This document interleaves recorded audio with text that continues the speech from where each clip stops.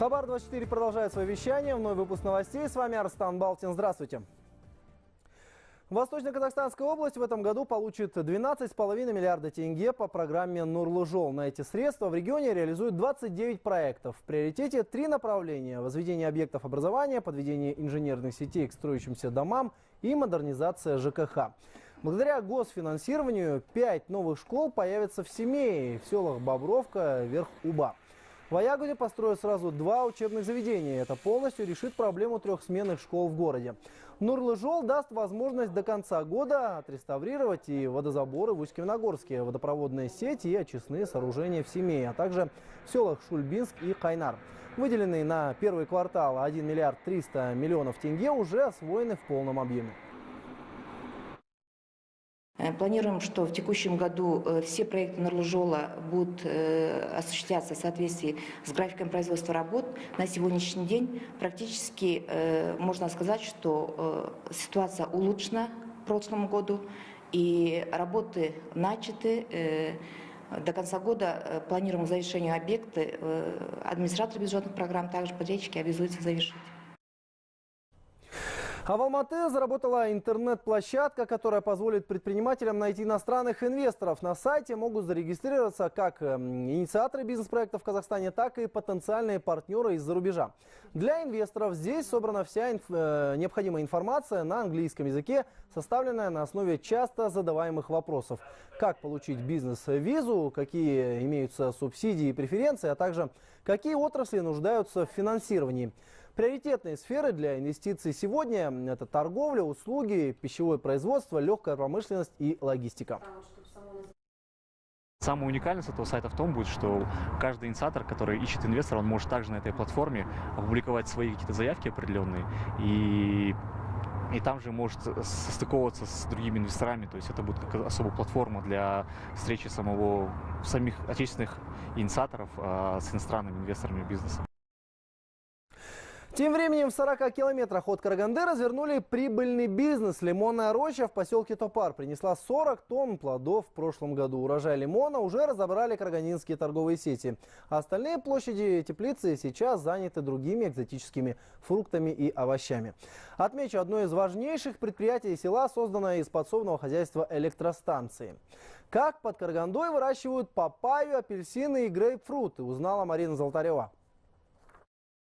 Плантации томатов, огурцов, болгарского перца, лимонные рощи и экзотический сад, где растут грейпфруты, гранаты, апельсины и папайя. На площади в 20 гектаров развернулись топарские теплицы. Целый комплекс оранжереи образовался из подсобного хозяйства «Каргресс-2». Почти 20 лет понадобилось, чтобы разрослись эти цитрусовые плантации. Лимоны и апельсины здесь стали взлелеивать с косточек. И только через 5 лет удалось получить первый урожай – 3-4 килограмма. Растут топарские овощи в субстрате из кокосовой стружки. С вредителями здесь борются не химикатами. В биолаборатории выводят насекомых-санитаров, несколько видов. Например, паразитическая оса успешно питается тлей. В химической же лаборатории составляют своеобразную диету для растений. Выясняют, чего овощу не хватает, и разрабатывают спецпитание. Сделая опор на питание, мы увеличили предел своих возможностей. Мы собрали около 425 тонн с 8 гектара за март.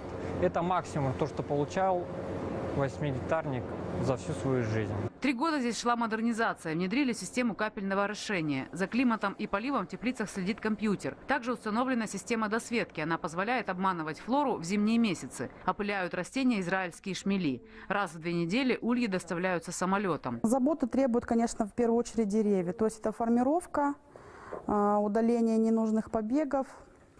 Потому что если вовремя все это не сделать, как бы все зарастет, и никаких урожаев мы не добьемся. Еще утром плод доспевал на ветке, а вечером он уже в магазине. Слава о топарских овощах и фруктах уже давно перешла за границы Казахстана. С прошлого года ими лакомятся и россияне. 2 компании, польская и израильская, готовы на территории топарской теплицы реализовывать совместные проекты. Марина Золотарева, Сайлау Игликов, Асета Саинов, Карагандинская область, Хабар-24.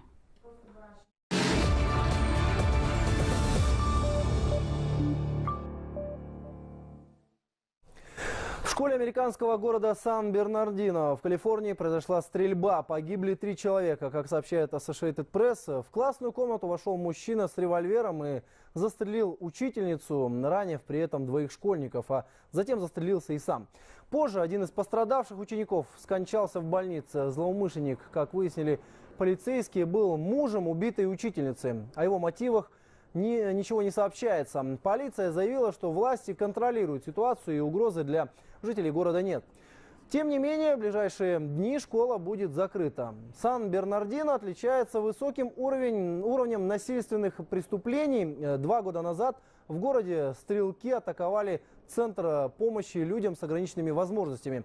Семейная пара, присягнувшая ТЭГИЛ, тогда убила 14 человек. О стрельбе в школе я узнала от соседки. Я начала сильно переживать, ведь там учится моя дочь. Руководство школы до конца ничего нам не говорило, кроме того, что дети в безопасности и сыты. Их эвакуировали в кампус местного университета. Позже я узнала, что стрельба произошла именно в том классе, где была моя дочь. Она пережила настоящий шок.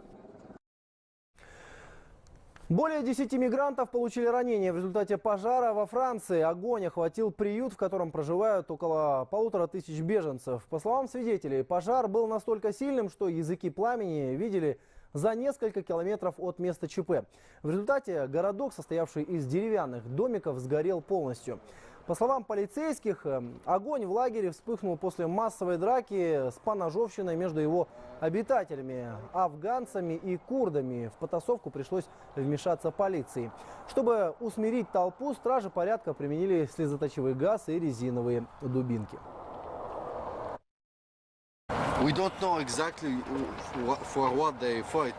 Я не знаю, из-за чего началась драка, но последовавший за беспорядками пожар уничтожил все.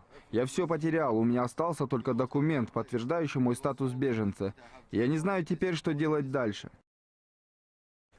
Между тем, власти Египта выплатят $5500 семье каждого погибшего в результате терактов в городах Танта и Александрия. Об этом объявила министр социальной солидарности страны Гада Вали.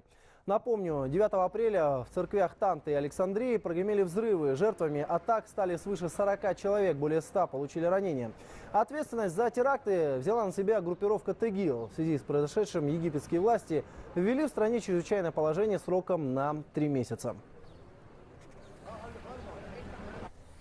А вот таможенная служба Малайзии изъяла 18 рогов носорогов общей стоимостью более $3 миллионов. Контрабанду обнаружили в грузовом терминале международного аэропорта Куала-Лумпура. Ее вес превысил 50 килограммов. Известно, что нелегальную партию ввезли в страну из Мозамбика. Возросшая в последние годы контрабанда рога носорога связана с высоким спросом в странах Юго-Восточной Азии, где их широко используют в традиционной восточной медицине. Рог содержит кератин, твердый протеин, который можно обнаружить и в ногтях человека. Но восточная медицина приписывает рогу целебные свойства, хотя научных доказательств этому нет. Цена 1 килограмма за такой товар на черном рынке достигает $65 тысяч и превышает цену платины и золота. Президент Венгрии Янош Адер подписал закон о работе иностранных вузов. Он может привести к закрытию Центральноевропейского университета, основанного на средства американского миллиардера Джорджа Сороса. Закон, о котором идет речь, обязывает иностранные вузы иметь отделение в своей стране, помимо филиала в Венгрии. Тогда как университет Сороса зарегистрирован только в США, но не имеет там учебного заведения. Добавлю, в последнее время в Венгрии усилилось давление на либеральные организации, защищающие, в частности, права беженцев. К таковым относится и университет Сороса. Более 25 тысяч алматинцев пожаловались в прошлом году в различные ведомства на волокиту и нарушение их прав. О бездействии городских полицейских шла речь на коллегии прокуратуры Алматы. Как с этим бороться, узнала моя коллега Алма Уразбаева. Процветающий бизнес Эльмиры Туруновой рухнул в один день, когда ее подруга и деловой партнер втайне от нее заложила общее имущество в банке и исчезла вместе с деньгами. Эльмира обратилась в полицию, точнее в Медеевский РОВД. Там завели уголовное дело по факту мошенничества и забыли про него. С тех пор прошло целых 9 месяцев. В здание полиции попасть практически вообще невозможно. Звоним с проходной или как вот, говорят, что да, он сидит в кабинете, Санжар Канагатов, наш следователь, но не поднимает трубку, никто его не вызывает. вызывают, вот сидите, ждите. Сколько там можно ждать? Я сутками сижу там, жду. Местом встречи с полицейскими для Эльмиры Туруновой стала городская прокуратура. Сюда она обратилась от безысходности и оказалась не единственной, кто сутками караулит у здания полиции, следователи и дознаватели. В прокуратуре решили свести их лицом к лицу. Почему следственные мероприятия не проводите? Больше ли ставки не проводите? Открыто лоббируете интересы мошенников. На обвинение Эльмиры Туруновой полицейским ответить было нечего. На действия следователей в прокуратуру поступают тысячи жалоб. 70% подтверждаются. Прокуроры назвали 3 причины тому. Это безответственность, халатность и отсутствие контроля. В этой связи по инициативе прокуратуры города сейчас во всех правоохранительных органах дежурят дежурные прокуроры, которые не только надзирают, но и организовывают прием граждан на месте и доводят этих граждан, прям в буквальном смысле, доводят до руководства, чтобы они на месте получили разъяснение. А еще теперь работа следователей будет прозрачной в прямом смысле слова. В зданиях полиции сейчас специально для допроса оборудуют кабинеты со стеклянными стенами. Так что за процессом могут наблюдать не только адвокаты. В этих кабинетах установлены видеокамеры. Запись с этих устройств будет подшиваться к материалам уголовного дела. Прозрачные кабинеты также будут оборудованы в департаментах госдоходов и антикоррупционной службы. Алма Уразбаева, Мадим Амбетбаев, Алматы, Хабар 24.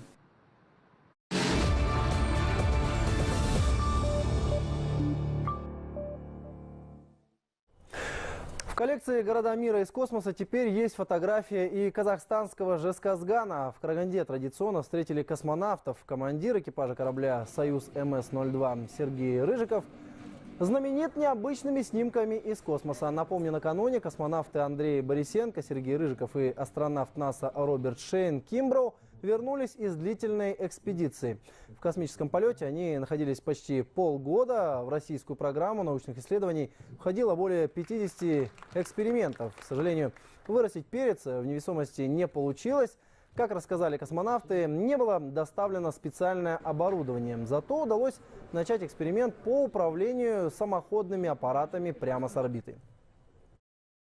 Эксперимент, который касался дистанционного управления с Международной космической станции сложной техники на Земле, он не закончился, он продолжает проводиться. И вот именно вот этот конкретный, очень интересный для нас этап будет продолжаться уже без нас с новыми членами экипажа. В Кокшетау начался первый отборочный тур 12-го республиканского фестиваля творчества детей с ограниченными возможностями «Жулдызай-2017». Принять участие в конкурсе приехали 126 детей из всех районов Акмолинской области. Лучшие певцы, танцоры и художники состязались в 6 номинациях. Победителей ждет выступление на главной сцене Алматы, мастер-классы и экскурсии. Отмечу, в прошлом году гран-при на республиканском туре получил участник из Акмолинской области. У меня тут друзья, мне еще мама пришла посмотреть. Я счастлив, потому что я выступаю. Я в этом конкурсе выступаю первый раз. Пою, танцую. Для меня это большое счастье. Я мечтаю быть певцом. Я учусь в 9 классе в школе-интернат номер 4. Люблю танцевать и петь. Я участвовала не только в этом конкурсе, но и выступала на других сценах. В 2015 году я уже участвовала в «Жулдызай» и стала призером. А в Каратау, в Жамбылской области, прошел спортивный фестиваль под девизом «Мы против терроризма и экстремизма». Почти 1000 человек вышли на центральный стадион, чтобы определить самого спортивного жителя. Они соревновались в асахату, перетягивании каната и поднятии гирь. Праздник спорта жителям подарила городская прокуратура. Молодежь – наше будущее. Среди участников много подростков и совсем маленьких любителей спорта. Если мы и дальше будем в таком же темпе продвигать идею здорового образа жизни, то я уверен, что наша работа будет полезной. Спасибо, что были с нами. Напомню, самые свежие события в стране и мире вы можете найти на нашем информационном портале по адресу www.24kz. С вами был Арслан Балтин. До встречи на канале Хабар 24.